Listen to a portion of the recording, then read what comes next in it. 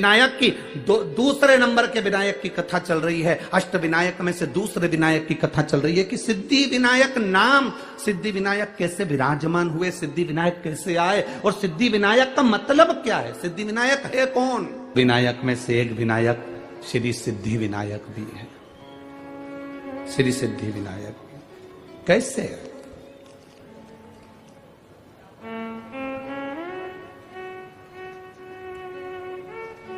एक ब्राह्मणी जिसका पति मर गया, घर में केवल एक बेटी है, केवल एक बेटी।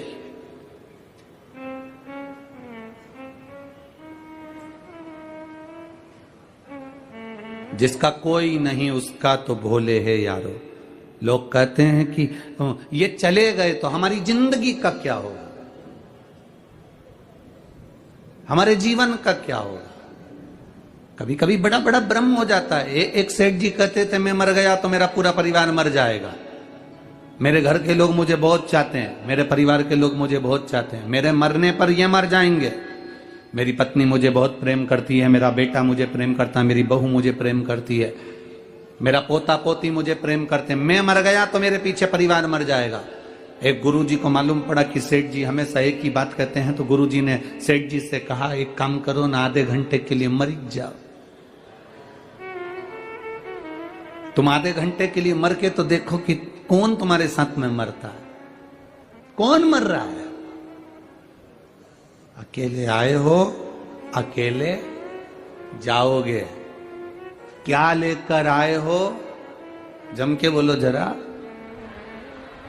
नहीं नहीं, ये लाइन तुम्हारी गड़बड़ है।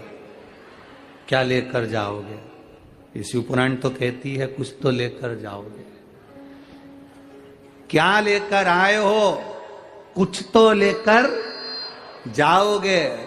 कुछ लेकर नहीं आए, अपने हाथ से किया गया पुण्य अपने साथ लेकर जाओ।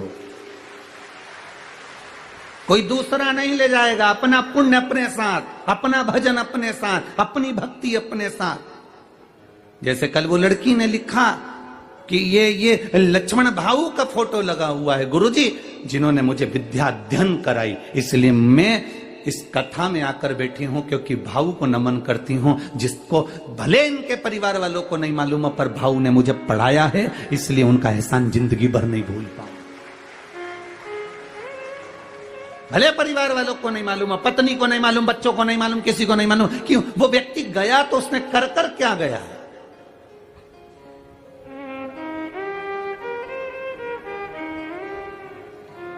आमदार, खासदार, अध्यक्ष, उपाध्यक्ष, मिनिस्टर, मंत्री, ये सब पद तुमको मिल सकते हैं, पर निवेदन है इस पद पर पहुंचने पर तुम अपने हृदय से दया और धर्म बंद मत कर देना, ये चलती रहने देना।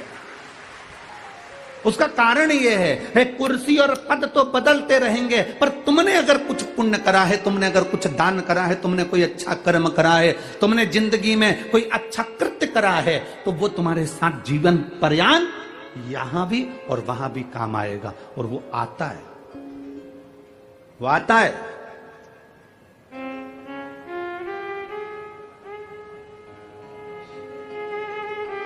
ये कथा कहीं और थी और पहुंची कहीं और है। ये लक्ष्मण भाऊ स्वयं इस कथा को अपने दिल में लिए होंगे, इसलिए कथा उनके स्मरण में हो गई। कुछ पुण्य कर कर गया हो। और कथा भी करवा रहे हैं तो शंकर भाऊ आपको साधु बांटता है और पूरे परिवार को जिन्होंने जगताप परिवार का, चाहे वो आमदार हो, चाहे वो बड़े भाई उनके विजय भाऊ हो, चाहे कोई हो, ये अपने परिवार का एक सुखमय, एक आनंदमय। कुछ कहते हैं गुल्लक में पैसा इकट्ठा करो, घर में कोई त्योहार होता है तो बच्चा का जन्मदिन होता है तो गुल्लक फोड़ के गिफ्ट लाता है। जब हमारे पूर्वजों का पुण्य की गुल्लक भराती है, तब जीवन में एक बार शिव महापुराण की कथा हो पाती है।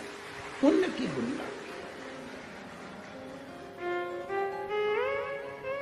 कुछ पुण्य किया। मुट्ठी बांधे आया जग में हाथ पसारे जाए। लोग कहते हैं, हम नहीं कहते। हम कहते हैं आपका पुण्य आपके साथ जाएगा, आपका भजन, आपका कीर्तन।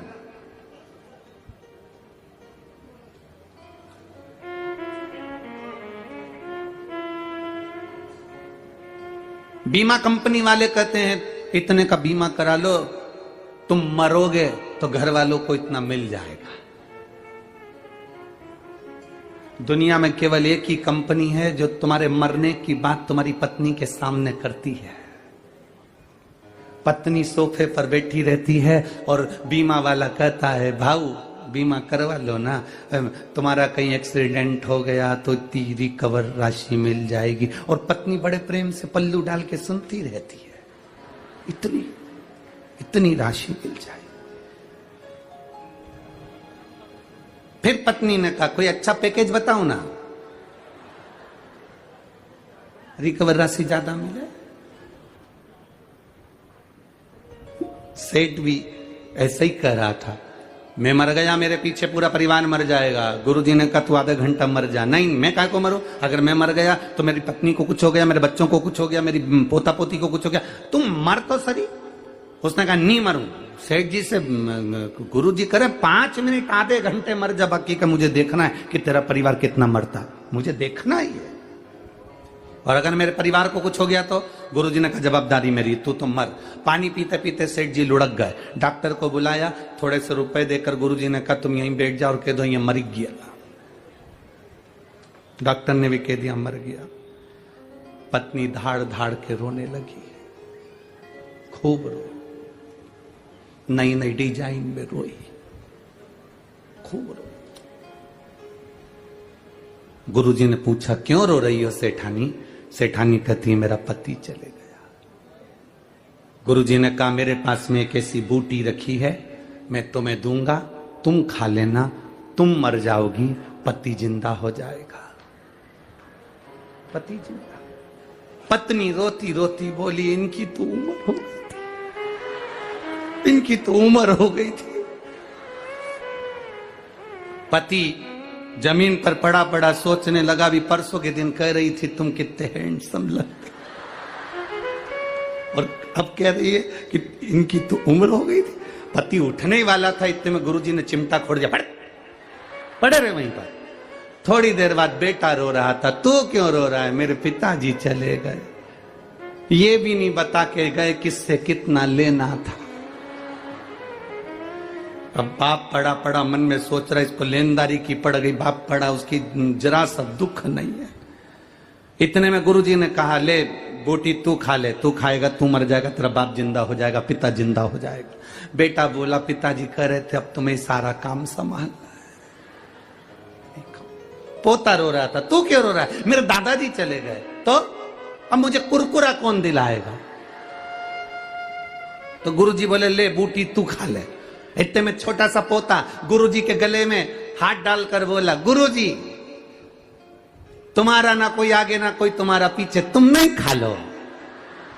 और सब मिलके गुरुजी को बूटी खिला रहे।